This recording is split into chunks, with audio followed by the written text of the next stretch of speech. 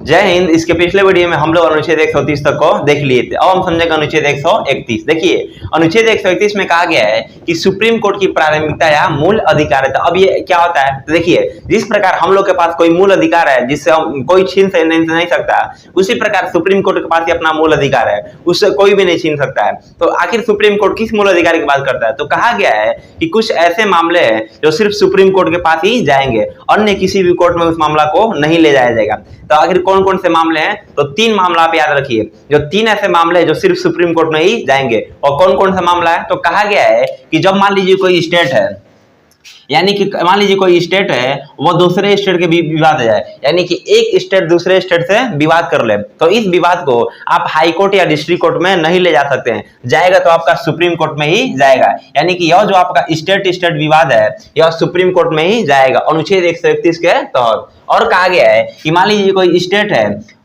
है और central government से आपका विवाद हो जाए, स्टेट या और सेंट्रल गवर्नमेंट के बीच विवाद है, वह मामला कहाँ जाएगा? वह भी आपका सुप्रीम कोर्ट में जाएगा। यानी कि पहला क्या कर रहा है, स्टेट और स्टेट में विवाद हो जाए, जैसे मान लीजिए यूपी और बिहार दोनों में लड़ जाए, तब कौन ये मामला कहाँ जाएगा? डायरेक्ट सुप्रीम कोर्ट चला जाएगा, आपका हाई कोर्ट में नहीं जाएगा। या मान लीजिए कोई स्टेट हो जाएगा और वो स्टेट सेंट्रल गवर्नमेंट से लड़ाई कर ले, उनके बीच विवाद हो जाए, तो वो कहाँ जाएगा भैया? तो वो आपका जाएगा सुप्रीम कोर्ट। जैसे विवाद कैसे होगा? मान लीजिए कि जिस स्टेट में आपका बीजेपी का सरकार है, मान लीजिए कोई बीजेपी विधेयक ला रही है, तो जिस स्टेट में सरकार है तो बीजेपी वाले कहेंगे सब नहीं सही है विधेयक, अन्य राज्य वाला उसका विवाद कर देंगे, यहीं से विवाद चालू होता है। तो उन विवाद को कहाँ ले जाया जाएगा? तो सुप्रीम कोर्ट में ले जाया जाएगा।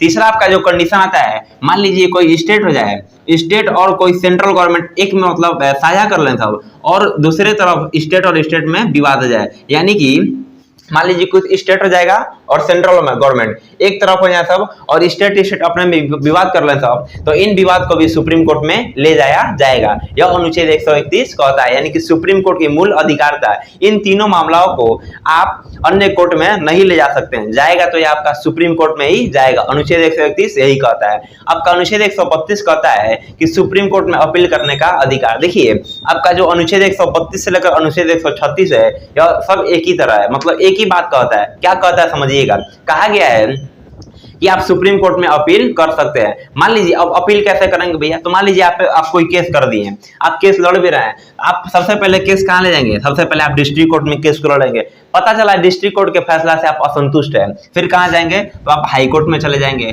पता चला हाई कोर्ट ने भी आपके मतलब हाई कोर्ट ने जो फैसला दिया उससे भी आप संतुष्ट नहीं है, तब आप कहाँ अपील करेंगे? तो आप सुप्रीम कोर्ट में अपील कर सकते हैं। अब डायरेक्ट आप सुप्रीम कोर्ट में अपील थोड़ी नहीं कर सकते हैं, पहले आप डिस्ट्रिक्ट कोर्ट में कीजिए, फिर हाई कोर्ट में, फिर आप सुप्रीम कोर्ट में जाइए। डायरेक्ट आप सुप्रीम कोर्ट में अपील नहीं कर सकते हैं। इसकी चर्चा अनुच्छेद 132 में की गई है। यानी कि यदि आप किसी भी कोर्ट से असंतुष्ट है तो आप डायरेक्ट अनुच्छेद 132 के तहत सुप्रीम कोर्ट में अपील कर सकते हैं। अब देखिए, अनुच्छेद 133, 34, 35 और 36 तीनों मतलब सभी एक ही जैसा आता है।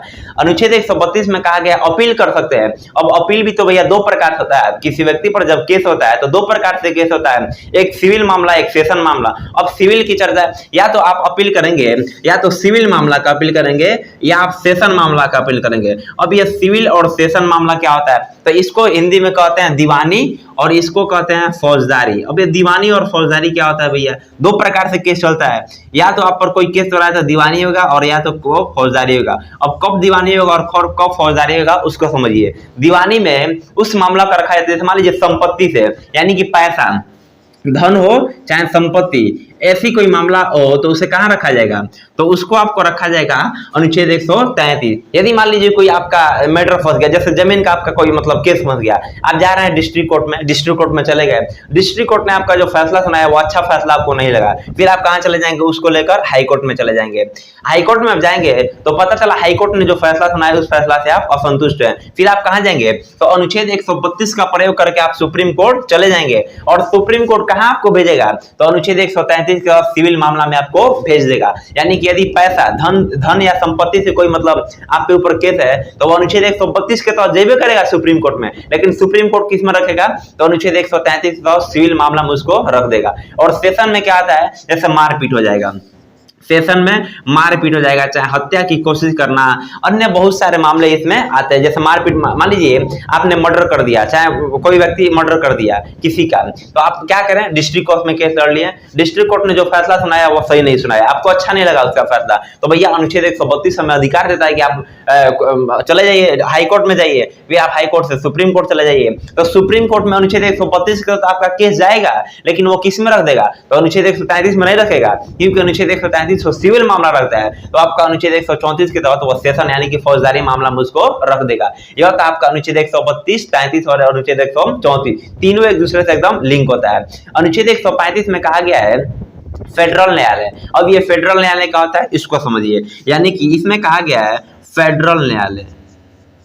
फेडरल न्यायालय क्या होता है, तो कहा गया है यह जो आपका डिस्ट्रिक्ट कोर्ट, हाई कोर्ट और सुप्रीम कोर्ट के अलावा बहुत सारे कोर्ट होते हैं। अब कहेंगे ये कौन सा कोर्ट बता रहे हैं, तो देखिए जैसे आप देखे होंगे जो आपके जिला में डीएम साहब बैठते हैं उनका भी एक कोर्ट होता है, संग्रहालय, उनका और अलग कोर्ट होता है, रेल विभाग का होगा अलग कोर्ट होगा। तो कहा गया है यदि उन कोर्ट से यदि उन कोर्ट में कोई फैसला सुना जा रहा है, मतलब आपको अच्छा नहीं लग रहा है वो फैसला, आपको लग रहा है कि मेरे हित में फैसला नहीं है, यदि इन तीनों कोर्ट को छोड़कर मतलब किसी अन्य कोर्ट में, बहुत सारा कोर्ट है भैया, रेलवे का अपना अलगे कोर्ट है, डीएम साहब का अलगे कोर्ट है, बहुत सारा कोर्ट है, तो आप इन सब कोर्ट से यदि असंतुष्ट है तो आप अनुच्छेद 135 के तहत आप सुप्रीम कोर्ट में जा सकते हैं, यानी कि अपना अपील सुप्रीम कोर्ट में ले जाइए और सुप्रीम कोर्ट इसे एक्सेप्ट करेगी।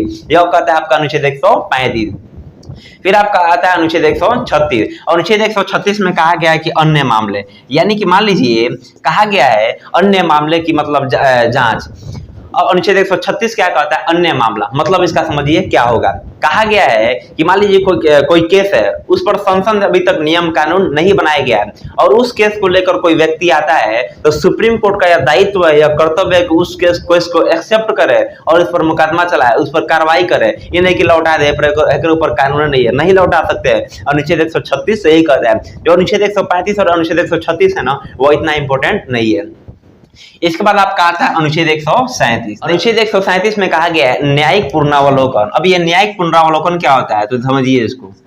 कहा गया है इसमें जो सुप्रीम कोर्ट है अपने फैसले को बदल सकती है, यानी कि मान लीजिए सुप्रीम कोर्ट है वो अपना फैसला कभी बदल सकती है। मान लीजिए आप पर कोई केस कर दिया गया और सुप्रीम कोर्ट ने कहा, मान लीजिए आप किसी व्यक्ति को मार दिए, आपने किसी व्यक्ति को मार दिया है और आप सुप्रीम कोर्ट में आपका केस चल जा रहा है। सुप्रीम कोर्ट ने कहा कि आज के बाद जान लेने वालों के लिए जो सजा होगी तो उसका सजा होगी 10 साल।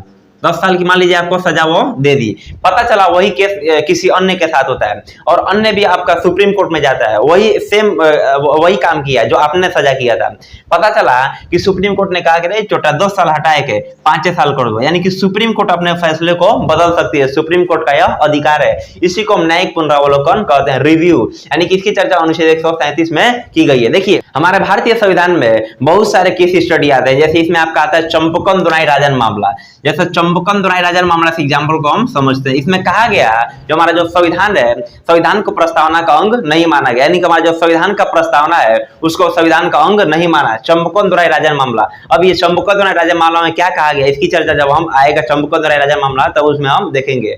सुप्रीम कोर्ट ने कहा कि जो हमारा संविधान का प्रस्तावना है वह संविधान का अंग नहीं है। इसमें तो एकदम क्लियर कर दिया कि संविधान का अंग नहीं है।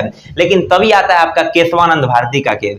केशवानंद भारती में आपका जो सुप्रीम कोर्ट है उसने कहा कि देखिए यह जो आपका सुप्रीम कोर्ट है उसने प्रस्तावना को संविधान का अंग मान लिया। किस अनुच्छेद के तहत, अनुच्छेद 137 के तहत। अब आया का हल्ला मत कर दीजिएगा काहे अपना कायती बदल दिया है, जो वक्तव्य दिया था काहे बदल लिया, बदल सकता है। क्यों? क्योंकि अनुच्छेद 137 उसे पावर देती है कि परिस्थिति के अनुसार वो न्यायिक पुनरावलोकन कर सकता है, यानी कि अपने फैसलों को बदल सकता है। इसकी चर्चा अनुच्छेद 137 में की गई है। क्या कर सकता है सुप्रीम कोर्ट, तो अपने फैसले को बदल सकता है। चंपकन दोनाई में क्या कहा गया कि हमारा जो प्रस्तावना वो संविधान का अंग नहीं है। लेकिन केशवानंद भारती में क्या कहा गया, कहा सुप्रीम कोर्ट ने कि जो प्रस्तावना है वो संविधान का अंग है। इस प्रकार हम लोग अनुच्छेद 137 को देख लिया। मिलेंगे नेक्स्ट वीडियो, तब तक के लिए जय।